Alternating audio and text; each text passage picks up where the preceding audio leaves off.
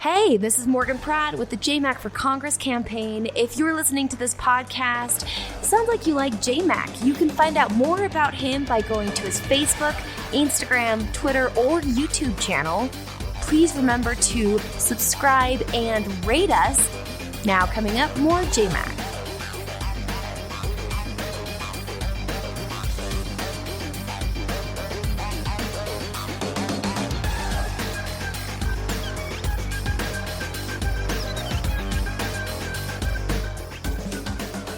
Hello there and welcome into another edition of the JMac podcast. As many of you know, I am running for Congress here in the state of Utah for the 4th District.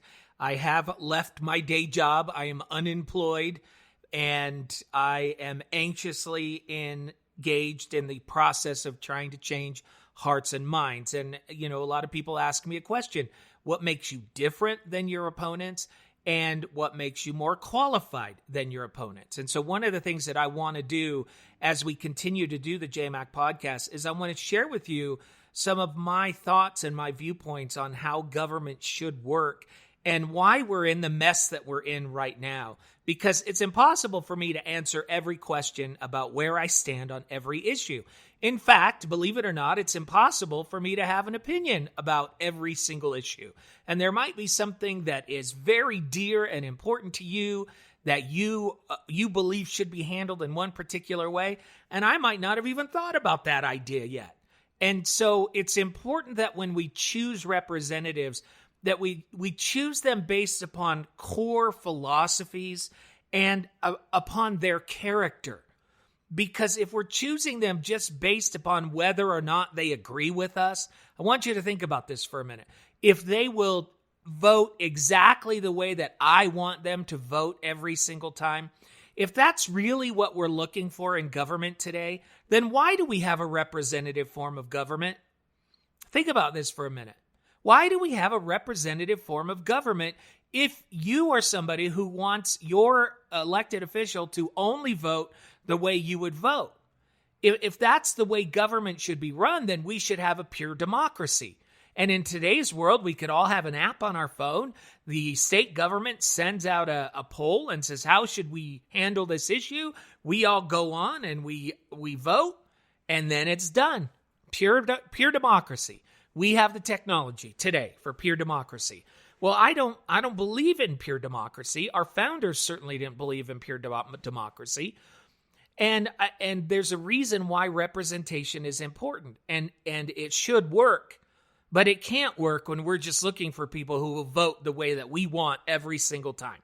It can't work that way. The idea is that you choose people of similar values, you choose people of wisdom, and you choose people of character. And you trust that they're going to get in there and they're going to do more research and learn more about the issues than you ever could. And that makes them more qualified to vote on a particular issue than you.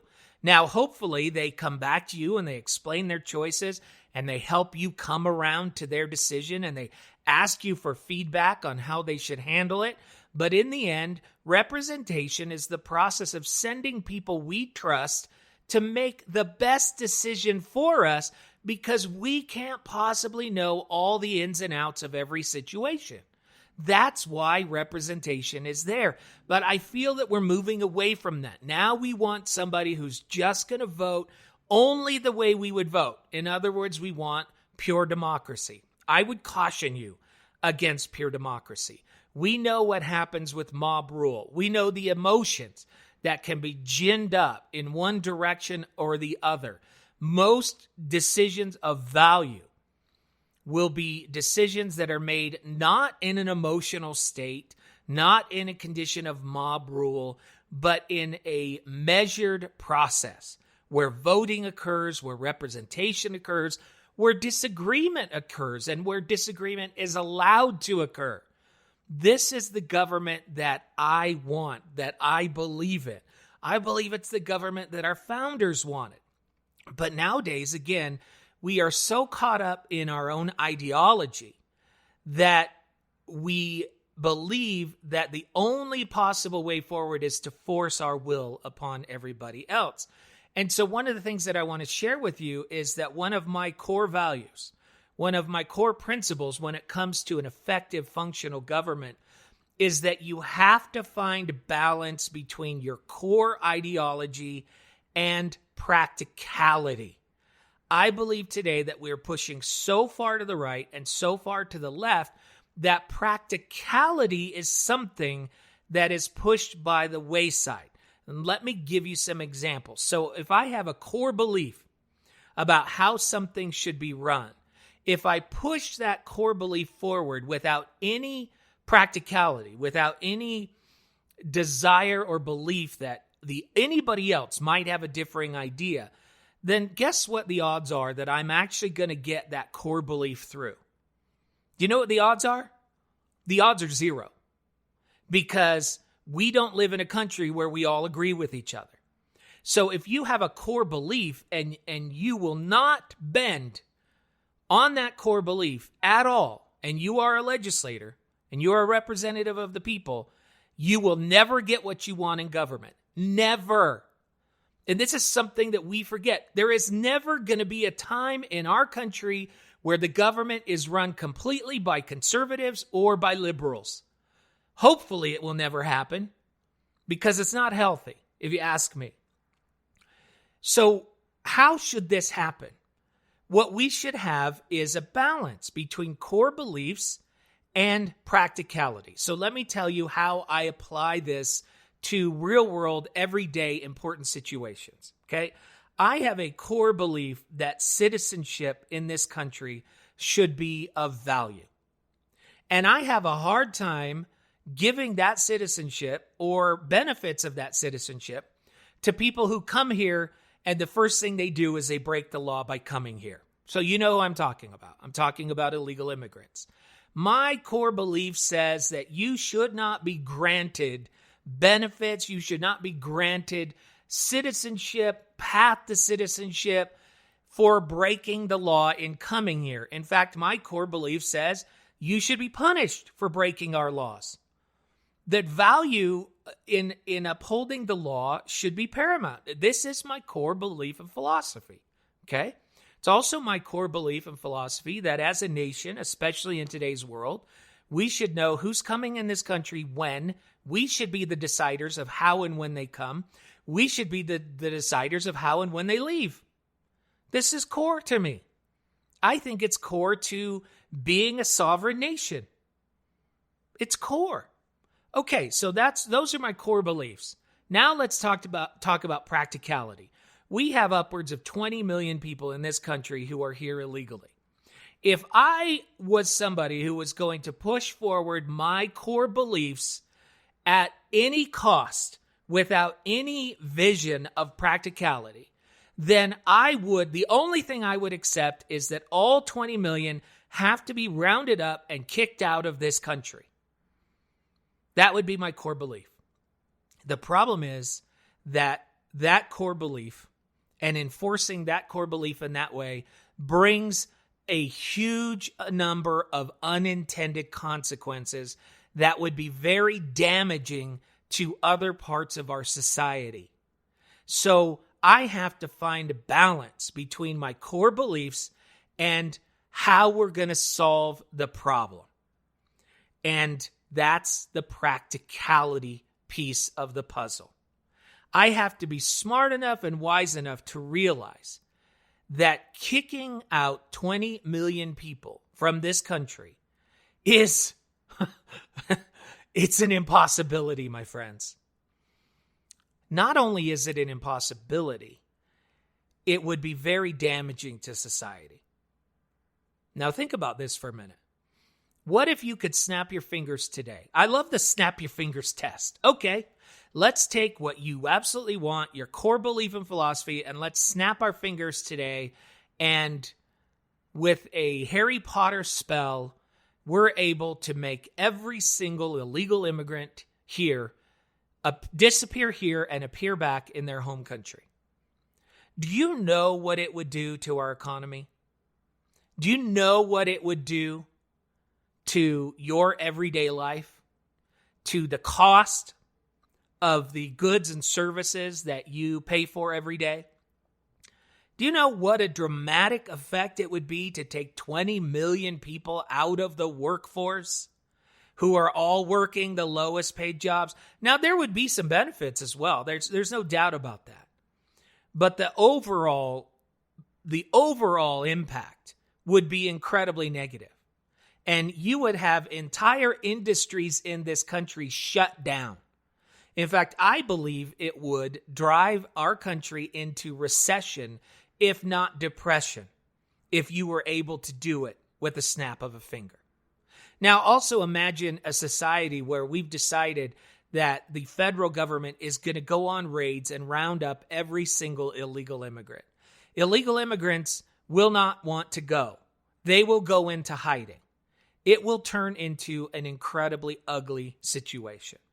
So I have my core belief that these people should not be here and they should not be rewarded for being here. But then I have reality. And reality tells me that trying to round them all up and send them home is not going to work. So I have to find balance between reality and my core belief. So that balance guides me in a direction that says, well, I definitely want to stop any more illegal immigrants from coming. I would like to hold those who are here accountable for the laws that they've broken. And I would like to hold employers accountable. And I would also like to fix the problem. Because we have to acknowledge also that these people are here because employers will hire them. And so you have this large group of people who want to work, and you have a large number of employers who want to hire them. So my desire for practicality and for resolving the situation would drive me to a place where I want to connect those dots. If we still need more workers from out of the country, how do we get them here legally? How do we get them here in a way that it doesn't dilute the value of our citizenship that we cherish so much? So step one, I got to make sure more will not come illegally. Step two, I got to make sure that those who do come here through a legal process. Step three, I got to hold anybody accountable after that who comes here illegally, and any employer who comes here illegally, not who comes here illegally, but who hires illegally after that. So balancing practicality with my core values, I can come as close as possible to those core values and maybe ensure that in the future, those core values can be upheld. But I believe it is an impossibility to just stand on principle right now and say, no, they all have to go, they all have to go, they all have to go. And I will not accept anything else. Anybody who is telling you that is somebody who believes that their core value is more important than progress towards the core value. What if we can achieve the core value by accepting the unintended consequences, by accepting the circumstance we're in, and then working back towards it? You see, I actually believe that in balancing my core values with practicality, I think I could actually, and I may be crazy, I think that I could convince sanctuary cities to not be sanctuary cities anymore. I know this is crazy, but I think that if the federal government went to these sanctuary cities and they said, look, we want to find a way for those who are here illegally to stay. Now, in order for that to happen, they're going to have to come forward. In order for that to happen, they're going to have to pay a fine. In order for that to happen, they're going to have to apply under their legal name, and we're going to have to find those employers and make sure that they're hiring them legally, okay? So all of those things have to happen.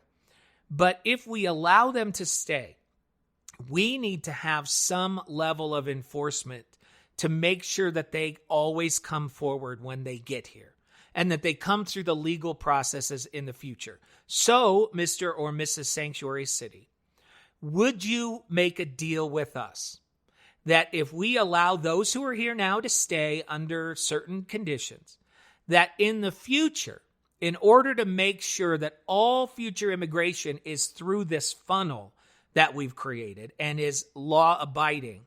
All we ask of you as a sanctuary city is that when you arrest somebody, you make a phone call to ICE or whoever that agency is if that person is believed to be here illegally. I think sanctuary cities will go along with that. I might be wrong, but I think that that type of compromise gets us closer to the goal than we would ever get just by standing on principle.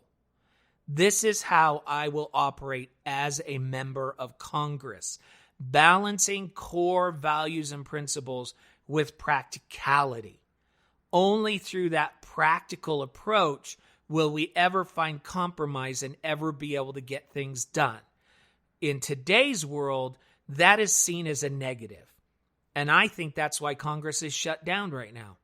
Because we've sent a bunch of people who we've said, no, you will stand on principle at all costs. You will not find compromise. Because we don't compromise with the devil. You see what I'm saying? So we have to find balance in everything that we do between our core values and practical application based upon the current realities that we're in. Only then can we move our government forward. Only when we start choosing people because of their character, their wisdom, and their values, but not their desire to force those core values on people who might look at it in a different way. That is how I will operate as a member of Congress.